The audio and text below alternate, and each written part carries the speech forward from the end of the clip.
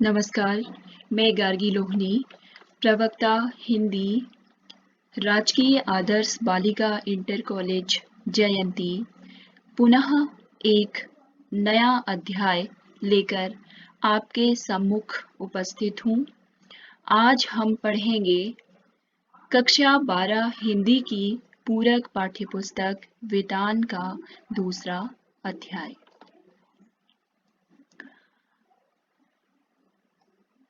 दूसरा अध्याय है जूझ, जिसका अर्थ होता है संघर्ष। इस पाठ के लेखक हैं डॉक्टर आनंद यादव। यह पाठ मूल मराठी उपन्यास झोबी का हिंदी अनुवाद है। इसके अनुवादक हैं केशव प्रथम वीर और डॉक्टर आनंद रतन यादव का मूल नाम था आनंदा रत्नाप्पा जगाते। ये उपन्यास आत्मकथात्मक शैली में लिखा गया है। आत्मकथा उसे कहते हैं जिसमें लेखक अपने जीवन के महत्वपूर्ण तथ्यों को साहित्यिक शैली में कलात्मकता के साथ अभिव्यक्त करता है, अर्थात वो अपने जीवन की घटनाओं को ही रचना का आधार बनाता है। बच्चों, यह कहानी समाज के ग्रामीण निम्न मध्यम वर्ग, किसान, मजदूर वर्ग के संघर्ष को बताती है। साथ ही यह कहानी लेखक द्वारा अपनी पढ़ाई के लिए किए गए संघर्ष को बताती है। अब हम पढ़ेंगे जूझ आत्मकथात्मक उपन्यास के कुछ महत्वपूर्ण बिंदु।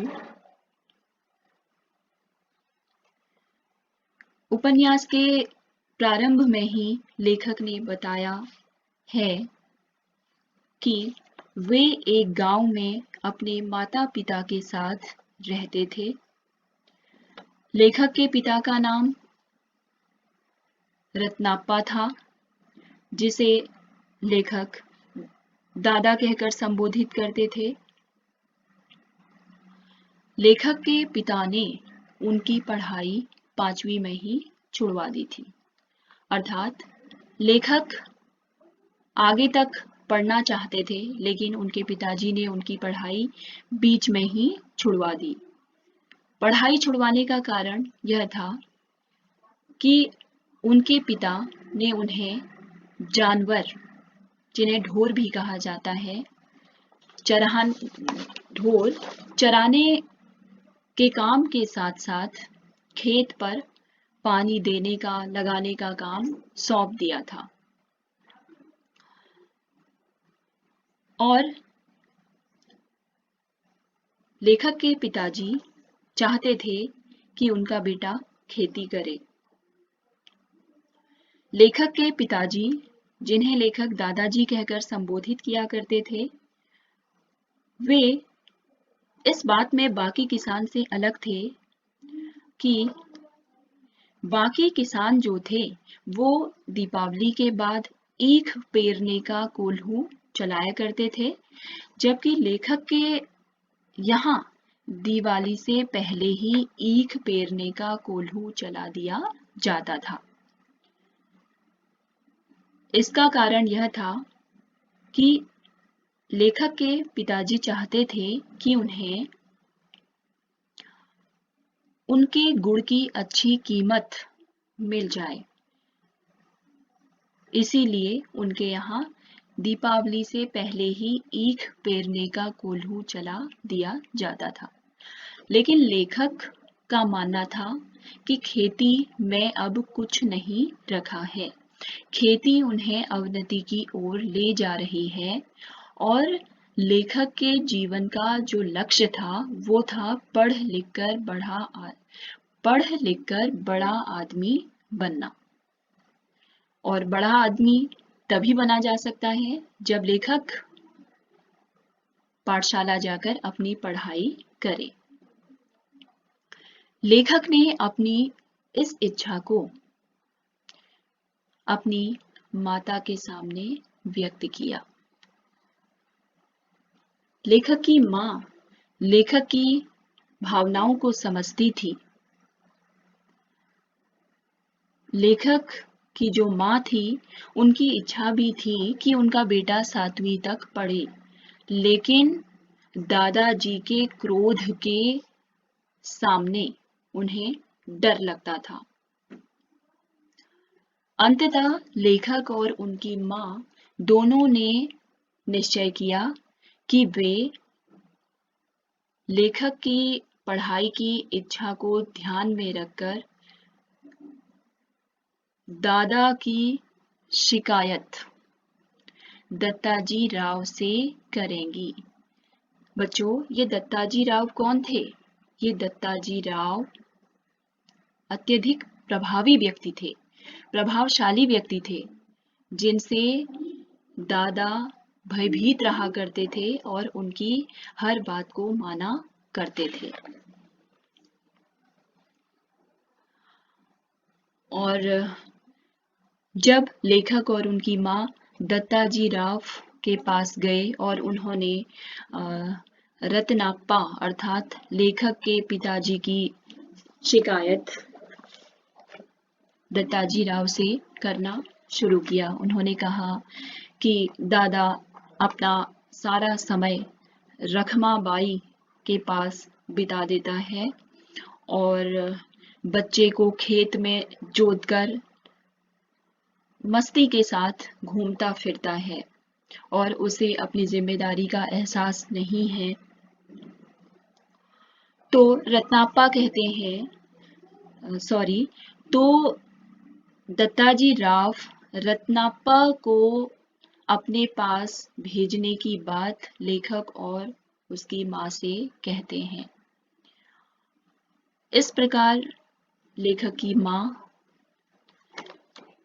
रत्नाप्पा को दत्ताजी राव के यहाँ भेज देती है और दत्ताजी राव रत्नाप्पा को फटकारते हैं, डांटते हैं और उनसे कहते हैं कि वे अपने बेटे को पाठशाला पढ़ने के लिए भेजे। लेकिन रत्नाप्पा बहुत सारे तर्क देता है कि खेत में पानी लगाने वाला कोई नहीं है और जानवर चराने वाला कोई नहीं है। लेकिन दत्ताजी राव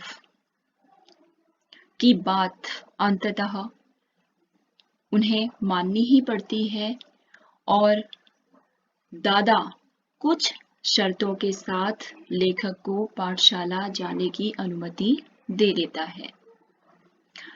पाठशाला जाने का समय जो था वो सुबह 11 बजे था। तो दादा की शर्तें ये थी कि पाठशाला 11 बजे शुरू होती है, तो तुम्हें सुबह उठकर अपना बस्ता लेकर ही खेत पर आना होगा और सारा काम करके खेत से ही तुम्हें पाठशाला जाना होगा और छुट्टी के बाद अपने बस्ते को तुम्हें घर रखना होगा और घर रखने के बाद पुनः खेत पर काम के लिए आना पड़ेगा और जानवर चराने पड़ेंगे, खेत में पानी लगाना होगा। तो लेखक ने अपने पिता की बातों को खुशी खुशी स्वीकार कर लिया। इसकी वजह ये थी कि लेखक को लगा कि 11 से 5 बजे खेतों पर काम करने से अच्छा है मास्टर की छड़ी की मार। तो लेखक अगले दिन पाठशाला जाते हैं। पाठशाला में 5वीं कक्षा में नाम लिखाने की उन्हें जरूरत नहीं पड़ी क्योंकि 5वीं नापास की उपाधि उन्हें मिली हुई थी, अर्थात वे लास्ट ईयर 5वीं कक्षा में फेल हो गए थे और पुनः 5वीं कक्षा में पढ़ने के लिए विद्यालय गए। अब देखो बच्चों, पहले ही दिन लेखक को कक्षा का सबसे शरारती चौहान का लड़का परेशान कर देता है। वे लेखक के गमछे को उनके सिर से छीन लेता है और उसे पूरी कक्षा में घुमा लेता है। कभी उसे अपने सिर पर बांधता है। इस तरह से लेखक अत्यधिक रुआसे हो गए। उन्हें लगा कि अब उनका गमछा जो है वो पूरी कक्षा में घूमेगा और इस प्रकार वो फट जाएगा, जिससे वो अत्यधिक उदास हो जाते हैं। उसी समय कक्षा में मास्टर रनवरे आते हैं, जो गमछे को देखकर पूछते हैं ये गमछा किसका है। तो लेखक बताते हैं कि ये गमछा मेरा है। किस तरह चौहान के लड़के ने उनके गमछे को छीनकर पूरी कक्षा में घुमाया और इस तरह उसे परेशान किया, और अपना परिचय भी देते हैं कि वो जगाते हैं। तत्पश्चात रनवरे वामन पंडित की कविता सुनाते हैं और कक्षा से चले जाते हैं।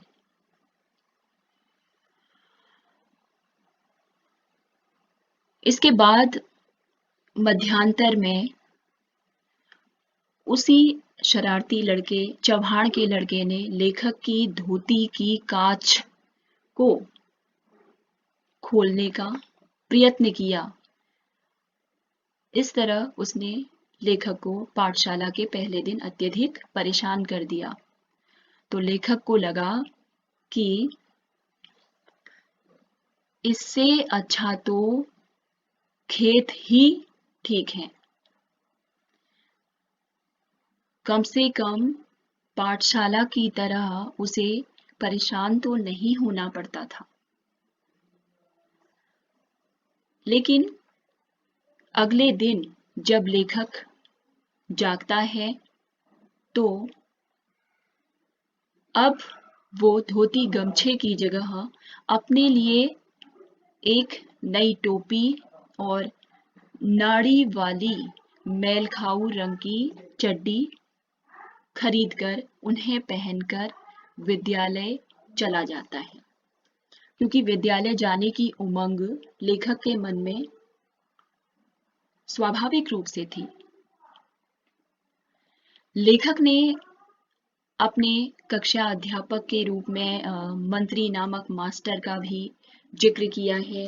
वे कहते हैं कि मंत्री नामक अध्यापक उन्हें गणित पढ़ाया करते थे और वे गर्दन से पकड़कर पीठ पर घूंसा लगाते थे, जिससे विद्यार्थियों में उनका अत्यधिक खौफ था।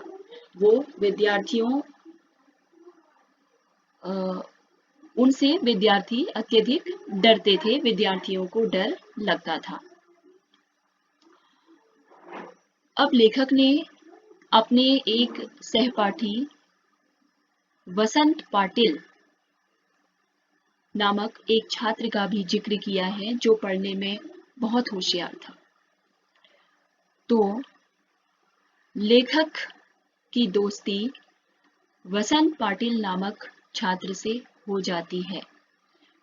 वसंत पाटिल क्योंकि पढ़ने में बहुत होशियार था और लेखक भी पढ़ाई में मन लगाता था, जिससे दोनों छात्रों की आपस में दोस्ती हो गई। वसंत पाटिल छात्र गणित के सवालों को बड़ी आसानी से हल कर दिया करता था और साथ ही कक्षा के छात्रों की उत्तर पुस्तिकाएं जांचा भी करता था और सबकी मदद भी किया करता था। उसी की तर्ज पर लेखक ने भी पढ़ाई में अत्यधिक मन लगाना शुरू कर दिया, जिससे लेखक को पाठशाला में सभी लोग पसंद करने लगे। मास्टर तो लेखक को आनंदा कहकर संबोधित करने लगे।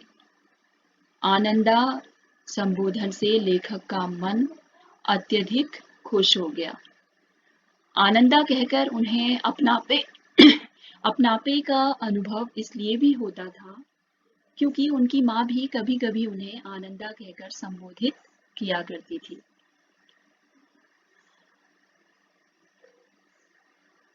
विद्यार्थियों, कहानी का एक अंश अत्यधिक महत्वपूर्ण है जिसमें लेखक ने अपने उस अध्यापक का जिक्र किया है जो उन्हें मराठी पढ़ाते थे। लेखक ने बताया कि उसकी भाषा में सुधार करने का कार्य और लेखक की कविता लेखन में रुचि को बढ़ाने का जो प्रयास था वो मास्टर सौंदलगेकर ने किया था। मास्टर सौंदलगेकर उन्हें मराठी पढ़ाया करते थे। लेखक को कविता में रुचि मराठी विषय के मास्टर न वा सौंदलगेकर से प्राप्त हुई थी। उन्होंने लेखक को अत्यधिक प्रोत्साहित किया जिससे लेखक का रुझान कविता लेखन की ओर हो गया। अब लेखक ने बताया है कि लेखक को कविता रचने से गजब का आत्मविश्वास मिला और उसने 2 अनोखी शक्तियों को प्राप्त कर लिया था। पहला है अकेलेपन से ऊब नहीं, खुद में मस्त रहना और काव्य रचना करते रहना। लेखक को पहले अकेलापन बिल्कुल अच्छा नहीं लगता था क्योंकि अकेलेपन में उसे काम करने का बिल्कुल मन नहीं करता था। काम करने के लिए उसे कोई ऐसा व्यक्ति चाहिए होता था जो उसके साथ हंस सके, बोल सके। लेकिन अब जब से लेखक कविता करने लगा तो उसे अकेलेपन से ऊब नहीं होती थी बल्कि उसे अकेलापन अच्छा लगने लगा क्योंकि वे अकेलेपन में ही मस्त रहकर कविता कर सकता था और केवल कविता गा नहीं सकता था, उसकी रचना नहीं कर सकता था, अपितु काव्य रचना को अभिनय के साथ गाना और जोर जोर से कविता का उच्चारण करना अकेलेपन में ही संभव हो पाया था। और दूसरा, लेखक कविता को अपनी चाल में, लय में, सुर के साथ और अभिनय करते हुए जोर जोर से गा सकता था क्योंकि मराठी विषय के अध्यापक सौंदलगेकर भी क्या करते थे, अभिनय के साथ कविता का उच्चारण करते थे और उसे अभिनय के साथ बैठे बैठे ही अभिनय के साथ बच्चों को सुना देते थे और कविता सुनाते समय वो इतना रम जाते थे कि आनंदा को उनकी कविताओं में गजब का रस मिलने लगा था। तो अब लेखक को एक प्रेरणा मिली कि अपनी कविता को रचने के बाद वो किस तरह उसे अभिनय के साथ गा सकता है, बोल सकता है, सुना सकता है।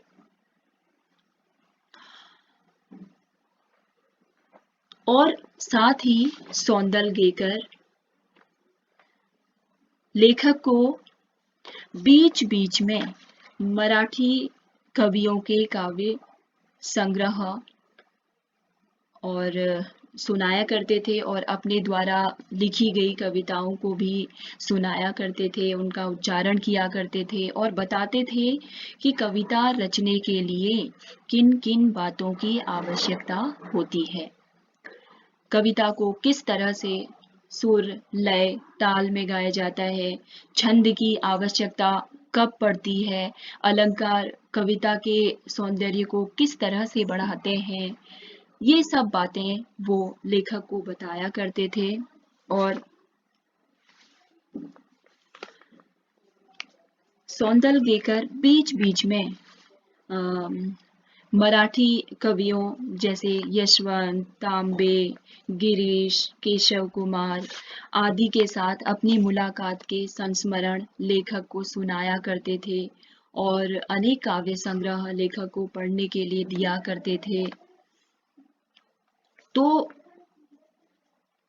ये जो सौंदलगेकर अध्यापक थे, उन्होंने लेखक की रुचि कविता लेखन की ओर अग्रसर कर दी।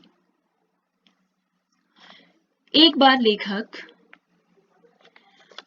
अनंत काणेकर की कविता चांद रात पसरिते पांढरी गाया धरणी वरी को मास्टर की धुन में न गाकर अपनी धुन में गाते हैं और मास्टर की जो धुन थी, जो चाल थी, वो एक सिनेमा के गाने पर आधारित थी। लेकिन लेखक ने उसे अपनी धुन में गाया और ये भी बताया कि वह गाना केशव करणी जाति नामक छंद में था। लेखक के इस प्रयोग से सौंदलगेकर अत्यधिक प्रसन्न हुए और उन्होंने लेखक का हौसला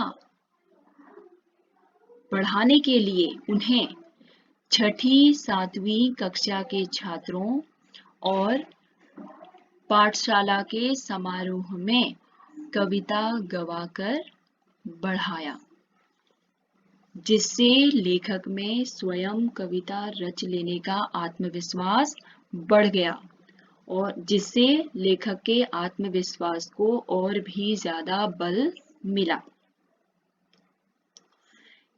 लेखक ने ये भी बताया है कि मास्टर सौंदलगेकर ने अपने घर के सामने छाई हुई मालती की बेल पर कविता की थी और जब लेखक का आत्मविश्वास बढ़ गया कविता लेखन को लेकर, तो उन्हें ये लगने लगा कि कवि भी उनकी ही तरह हाड़ मांस का बना हुआ एक व्यक्ति होता है। इससे पहले लेखक सोचा करते थे कि कवि कल्पना लोक में खोया हुआ कोई व्यक्ति होता है, शायद उन्होंने ऐसी बात यहाँ पर इसीलिए कही होगी। अब वो कहते हैं कि कविता रचना हर उस व्यक्ति के लिए संभव हो सकता है जो लगन के साथ, रुचि के साथ अपने कार्य को करे। लेखक अब क्या करने लगा, देखिए, लेखक जो है कविता को खेतों में जानवर चराते समय जोर जोर से गाने लगा, उच्चारण करने लगा, लेखक की कविताओं को ही दोहराने लगा और कभी कभी तो वो भैंस की पीठ पर ही तुकबंदियां करने लगा और कभी पत्थर की शिलाओं पर वो कंकड़ से ही लिख दिया करता था। तो इन सब बातों से हमें पता चलता है कि लेखक में पढ़ने को लेकर कितनी रुचि थी, कितनी लगन थी, वो कितने जुझारू प्रकृति के थे। और इस बात से ये बात भी पता चलती है बच्चों कि ये आत्मकथात्मक उपन्यास किशोर होते हुए विद्यार्थियों के लिए किस प्रकार से हम कदम बन सकता है। विद्यार्थियों को किस प्रकार से यह पाठ प्रेरित कर सकता है। अब लेखक भी क्या करने लगा देखिए, अपने आसपास देखे जाने वाले दृश्यों पर वो कविता करने लगा। अब उसे लगा कि कविता के लिए किसी विषय को चुनने की आवश्यकता ही नहीं है। उसे जो भी दृश्य अपने सामने दिखाई देता वो उस पर कविता करने लगता। विद्यार्थियों, ये पाठ यहीं पर समाप्त होता है। आशा करती हूँ आपको मेरा ये प्रयास पसंद आया होगा। धन्यवाद।